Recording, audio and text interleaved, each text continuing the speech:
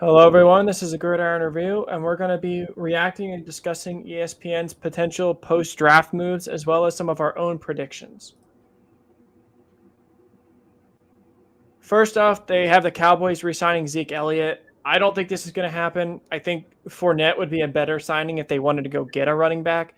But I really like their additions late in the draft and in UDFA. Hunter Luepke is one of our favorite UDFA signings. He's kind of a fullback running back hybrid, and he's not going to be any worse than Zeke was this year. I don't think there's any reason to sign Zeke. I know Pollard's coming off a pretty major injury, but Deuce Vaughn was a great day 3 draft. I think Dallas, I don't think they re-sign Zeke. No, I don't think so either.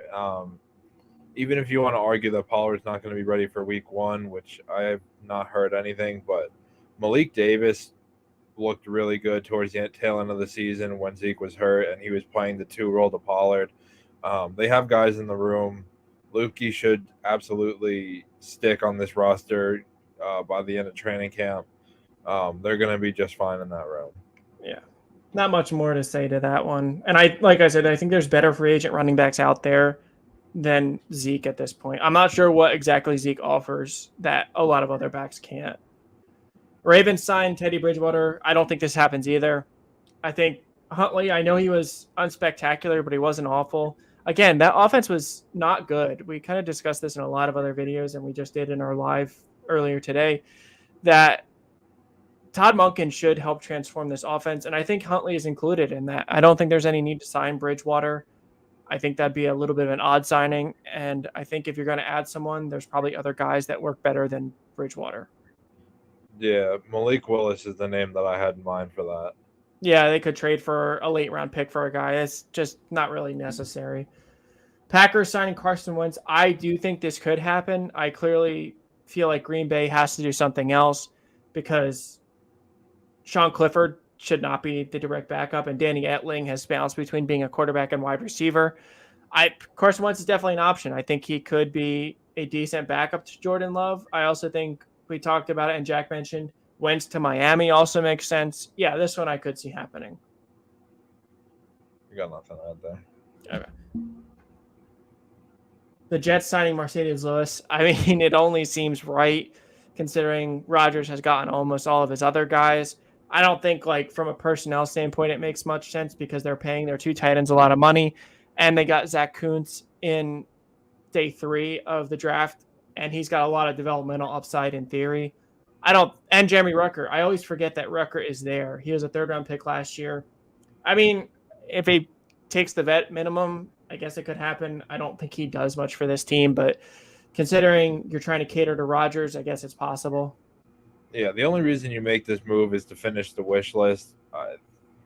It's hard to imagine Lewis really sticks on this roster with 4 other tight ends, 2 of which are being paid relatively good money for tight ends. So, yeah.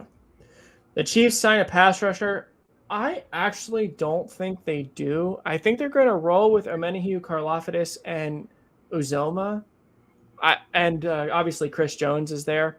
I don't think they do. I mean, maybe they sign an old vet that's not going to be anything more than a rotational guy, but they had Frank Clark and they cut him.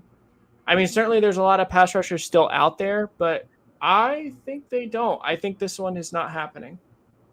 I think Zach makes a good point. I think if they were to, I would like to see them bring Houston back, let him compete for a Super Bowl. I actually had to look up his stats, and I was pleasantly surprised. Since leaving Kansas City in 2018, he had 11 sacks in 2019, 8 in 2020, 4.5 in 21, and he actually had 9.5 last year. So he's still got some juice left. If you wanted to just do right by him at the end of his career, I think that would be the guy to go for. Yeah, and if we're talking about throughout the season, I could definitely see the Chiefs picking up Justin Houston for a playoff run, but I don't know that they sign him soon. I would agree. I'd like to see if Houston doesn't get signed or if he gets signed and then cut, it would be a great thing for the Chiefs to pick him up. And alternatively, I would think it'd be hilarious if they pick up Frank Clark for a playoff run and have him improve on his top 5 sacks all time in the playoffs just for fun. Because if he were to ever reach number 1, That would be every NFL fan's favorite bar trivia question of who is the all-time leader in playoff sacks, because nobody would be guessing Frank But Clark. like, it doesn't even have to be Kansas City. Like the 49ers Yeah. or somebody could just be like, you know what, let's do it. Yeah, that would be awesome. Especially since if anybody that watched the playoffs know Frank Clark missed out on a couple sacks by like a hair. So yeah, I think the Chiefs don't. I think they go with the youth movement, and like around halfway through or even like towards the end of the season, if Houston's there, yeah, I could see them picking him up to just add some juice to the playoff run. The Giants signing Dalton Risner, I mean, they could use another lineman. I don't know that this is a bold prediction or anything like that. I could see it. Yeah, Risner is. It's a little surprising that he's still sitting there, but it's never a bad thing, especially for the Giants who struggled with their O line for years. It doesn't hurt to have bodies. Yeah, I think there's a lot of teams that should be looking at Dalton Risner, not just the Giants, but absolutely. Eagles signing Miles Jack. I think this may be the most likely on this list. I could easily see Philly going and getting a former Pro Bowler, I believe. Miles Jack has to have had a Pro Bowl, and pairing him next to Kobe Dean and having him produce the same numbers, if that better, than TJ Edwards. So yeah, I think a lot of people expected him to swing some kind of trade for Devin White or another player like that, but Miles Jack is out there just sitting.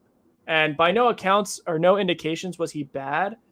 Another dark horse name I think would be fun to consider is Jalen Smith. When he was picked up by the Giants and played a couple games, statistically, I think he was one of the best coverage linebackers in the league for those weeks that he played. So I think they clearly signed a linebacker, and I think Miles Jack is a huge upside signing that they probably won't have to pay a lot. And suddenly the Eagles have, if not already, one of the best defenses in a long time.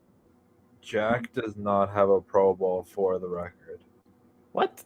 Okay, that's surprising. I am a little shocked that he doesn't have at least one Pro Bowl nod. But yeah, I think the Eagles absolutely are going to add a linebacker. And like we said, Miles Jack makes a ton of sense. New deals for Joe Burrow and Herbert. I think Herbert gets his deal first, because if I'm him, I'm a little bit more annoyed with my organization than I think Burrow does with Cincy. So I think like Herbert is going to be, now not saying he's this type of guy, but I think he's going to be like, I need commitment. I need, if you're not going to fire Staley, I need some compensation. Proof. Yeah, compensation for this. I'm not saying he's going to demand a highly guaranteed deal that's not going to help the team, but I think Burrow is going to wait a little bit. That's my opinion, and help the team out by not forcing the financial struggles. I mean, Burrow is in a nice situation too, where Cincinnati's not strapped for cash. The Chargers have cash everywhere. Like they're gonna have to move a lot around, it seems like, to get Herbert extended. But yeah, I think that even furthers my point. Like Herbert's gonna say, I need compensation or I'm not. Like I think Staley has done wrong by him, as most people can agree. And now they finally added another receiver for him. I mean, Josh Palmer has been good, but Quentin Johnston is certainly the highest pedigree player they've added since he's been there. And yeah, I just have a feeling like Herbert is going to be like, the Chargers are going to want to lock him up before things get worse. And kind of that's my guess, although they both could happen this year. I'm not sure how soon. It feels like the news on like Herbert extension and Burrow extensions kind of died. Oh yeah, it definitely did. Yeah. The Broncos trade one of their wide receivers. Yeah, I think this is a given. I think it's Tim Patrick. As Jack mentioned to me today or yesterday, he thinks KJ Hamler gets cut. Yeah, I think so. I mean, this mentions it right here that he might not make the team. And I think it is Tim Patrick. And I think someone like the Giants could make a move for him. He's kind of the most unknown of the group. Sutton and Judy have both flashed number one upside, and Patrick has showed very good number two upside, I would say. So I think it's Patrick, and Marvin Mims slides into the 3 role, and I don't know what they get for him. It's probably a day 3 pick next year. I mean, that's assuming no one coughs up the price for Judy or Sutton. Yeah, I mean, I guess if someone overpays, I mean, not that Judy or Sutton would be an overpay, but if they do get offered a first-round pick for one of them, that's certainly, I would have a hard time believing the Broncos don't take that deal. So, yeah, that is a good point. I think the betting favorite should be Tim Patrick, but if someone gives up, if Judy goes to the Giants, or Houston gives up a one. Oh no, they don't have a. Oh yeah, they still do for like Cortland Sutton.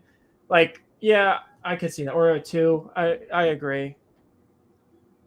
The Patriots trading one of their wide receivers for what? I don't know. I think their wide receiver room is fine. I don't think it's great, but Juju Smith-Schuster, Thornton are clearly going to stay there. Parker can never stay healthy, so I'm not sure what value he has. Kendrick Bourne shouldn't be traded. I don't know. I for what? I know Belichick makes horrible trades, getting a sixth for Shaq Mason and stuff like that, but it kind of feels pointless. So I mean Devontae Parker maybe for a seventh. I don't really know. Yeah, I have a hard time believing this one strictly on the fact that if they do, the depth is automatically awful. Like there's nothing there. Although they did bring in a former all-conference lacrosse player, so maybe he's the future at wide receiver for New England. Justin Jefferson signing a record deal. Yeah, I think this is obvious. Minnesota is going to want to make sure they compensate him and keep him in Minnesota because he's had to deal with Kirk Cousins. Yeah, I think this is an obvious bet. Yeah. The Rams signing anybody? I don't know why they would. I mean, they need some depth pieces, but if everyone stays healthy, they should be competitive. But to be honest, they gain nothing from being competitive and like a 500 team. I don't think so. I mean, maybe some bodies, but nobody of note. Like, I don't think they go out and sign Leonard Floyd. Like, there's just no point to it. To be honest, I don't even know if they wanted to sign anybody, if they have the money to. Yeah. They went into the draft with Stafford being the only quarterback, no kicker, no punter, no long snapper, and like minimal depth everywhere. So I don't think they actually have the capability to if they wanted to. Yeah, I think signing anybody could be plucking a lot of practice squatters and like stuff like that. I don't think they're going to be able to get anybody at this stage that's, no top 10 free agents remaining or anything like that. The Titans moving on from their veteran stars. I'm surprised they didn't start this already. I really thought Derrick Henry would get moved. I thought I could see why you kept Tannehill. His contract is ugly, so I don't know that a lot of teams would have fought for him. Kevin Byard, I'm surprised that the move wasn't made earlier. I guess they probably keep Derrick Henry, and because Ty-J Noni is not the answer at running back. It's a horrible pick that is going to just look worse over time because his knee it was arthritic. There's no ACL in it. Like, what in the world was that pick? Yeah, I see Byard not staying there. I don't know how many other veteran stars are there besides Byard and Henry because I don't consider Tannehill a star. And I don't know, what Henry's value would be. Yeah, they had that early purging back in like February. That made us think that this was exactly what was going to happen. But at this point in the offseason, if they start moving pieces, that probably weird. Looks worse on them at this point than not. Yeah. Byard is the only one I could actually see being moved because they're threatening to take his money. Yeah, and like there's no reason to move Tannehill, as we noted, his contract is awful, and you don't want to rush Will Levis into performance too quickly. And obviously Malik Willis is out of favor, so I don't think the running back market is super strong. So like Derrick Henry, you'd probably get much less than he's worth to your team personally to trade him. Mm-hmm. And like again, much like the Rams, if Tennessee plays bad, it benefits them. Like they're going to get a higher pick for a much needed, not great roster. I don't see like this team looking to compete, and I don't know that there's too many tradable assets anyway. The Bucs are holding on to Devin White into the start of the season. Yeah, even if he sits out, I don't see them moving him unless I don't see it happening. But Howie has always got that juju magic to put GMs under a spell and trade guys for nothing. I don't know. I don't see them trading Devin White. I don't see him. He's not going to get cut. I think he could hold out. I don't know if he actually would. I'm not really sure what the situation's a little weird, but usually I don't remember. I guess Roquan is the last linebacker that really made a big thing about getting out, but that wasn't during his But rookie. like he played for them Yeah. for the season and everything seemed fine. So Yeah, if the Bucks go bad, like if White plays and the Bucks play horribly, like they could, this could be a very similar Roquan Smith situation where he goes to a competitor and immediately signs an extension. I see the Bucks holding on to him. I don't see him signing an extension. this is more likely a conversation for next year than it is this current moment. Yeah. And then we have some of our bold predictions, or maybe not so bold. We have Dalvin Cook being cut. We are shocked it didn't happen already. And we have him signing with Miami. He could go to a lot of teams, but it feels like Miami, with what they do, that Cook fits in pretty well. And Cook is always injured, so as he gets older, he's probably less and less a bell cow. So Devon A-Chain, I think, pairs That's not where I thought you were going with that. I thought you were going to say he would fit in with Raheem Mostert and the rest of the room with his injuries. Oh, I wasn't thinking in that way, but that as well, yeah. Add another guy, just, when one gets hurt. Mostert has his 2 weeks. Dalvin Cook rushes for 200 yards against Pittsburgh and then gets hurt. And, I think if he's it all depends on the money. Miami probably doesn't have a lot of flexibility. There's plenty of teams. I mean, there's a lot of running backs in free agency, so I don't think the market has materialized for Minnesota like they expected. And I don't think Dalvin's going to be able to make a lot of money like he might think. Despite trade rumors dying down, Hopkins gets dealt. Arizona has no reason to keep Hopkins. He's an eyesore on the contract. He's an aging veteran when it looks like they're going to be possibly starting Clayton Tune in week 1. And Kyler Murray's probably on his way out. There is just no reason to keep Hopkins. Yeah, it's hard to tell where he would get moved to. There's been rumblings of potentially Buffalo. New York could use an alpha. It would be pretty funny if he got dealt back to Houston, but he's probably out of that. He probably doesn't want to be there. Between Gannon and at this point in his career, it's probably for him more about winning a championship than it is anything else. Yeah, he's going to get paid his money either way, regardless of how a trade would work out with who pays what. And yeah, he hasn't had any success in the playoffs, like not because of him necessarily. He has had some really crappy teams that he's been a part of. I guess there was that one year that Houston made it and then crapped the bed. I think, yeah. Like City.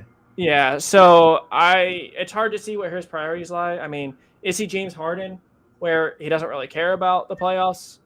Jokes aside, hurt 76ers fan here, but I don't know. I see him getting moved. Like I said, Arizona should be tanking. There is just no reason for them to be successful, and it would benefit them much more to have guys like Michael Wilson getting valuable reps early on, Trey McBride getting more snaps, and Rondale Moore. Like there's no point. Miami brings in another quarterback. Again, surprised this didn't happen already. Tua is one concussion away from retirement. Skylar Thompson was a good story for being a late-round pick and someone we actually liked, so we were happy with that, but he didn't show too much. So there should be another player in this room, another vet, and unknown who it might be at this time, but they have to. Mm-hmm.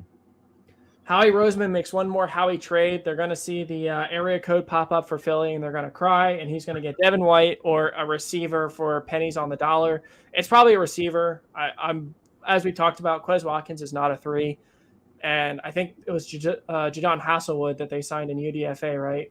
Yeah. And Joseph Ngata, but none of these guys are likely to be 3s. I think Hunter Renfrow still makes sense. I saw rumors pop up again for him, and I think he would fit in really well with what they're missing. There's a lot of unhappy receivers out there, so they don't need a special guy. They just need a very solid 3 that's dependable. Chicago. Yeah. Oh, go ahead. Sorry. they just need someone that can do something with the ball in his hands. Like Tony, not that Kansas City's going to deal him, but someone like that would make a ton of sense. Yeah, that would have been a perfect trade. I'm actually surprised that they didn't pull that off. I mean, it was the Giants, so yeah, it'd be interesting to see if like I'm trying to think of who it could be. Someone like Isaiah McKenzie in Indy. I know he just signed there, but with Josh Downs getting drafted there, he's probably the odd man out. Like they just need somebody else, not Quez Watkins, not John Hightower if he's even still there. Well, like JSN in Seattle, I wonder if Lockett is someone that they could call about. That's a good point. Yeah, that would be a great fit because, yeah, that would be absolutely. So like we said, it could be a linebacker, but given how many linebackers are still in free agency, I think, and I guess Jack probably agrees that a receiver is traded for. Yeah. Chicago signs multiple pass rushers. This is specifically on the outside. Their interior should be Javon Dexter and Zach Pickens for the foreseeable future, but their DN / pass rushing linebackers are both day 3 picks, and while they flashed, there's a lot of vets out there. Chicago is very quietly turning into competitors in the NFC North, and they could use a much-needed veteran presence or two. Reuniting with Leonard Floyd, Yannick Ngakoue, Jadeveon Clowney, not as much, but there's a lot of pass rushers that are vets still out there. Yeah, Chicago needs to bring minimum one in because when your rookie safety leads your team in sacks, that's usually a sign that you need to do something. Yeah. So this absolutely is likely, and it's probably more than one. And then Buffalo brings in playoff Lenny because they need something in the playoffs, and Leonard Fournette turns into a pretty good back from being very average. He's another basketball reference. He's like a discount Jimmy Butler. And Buffalo needs power. I know they signed Damian Harris, but he's flashed of being good to unspectacular. He's not special. Fournette at this point probably shouldn't cost that much. And I think he could pair really well with James Cook and Nyheim Hines. Yeah, he wouldn't require to be a 3-down back anymore either. Like he can fit his role, and that's all he's. And the fresher he is, the more likely he is going to convert third downs and things like that. Yeah, and he would take the pressure off of Josh Allen in the red zone if you can get a power back that can do more. Mm-hmm. But yeah, this concludes our coverage of post-2023 NFL draft predictions. Check out the rest of our stuff on our channel, and we'll see you around. Thanks.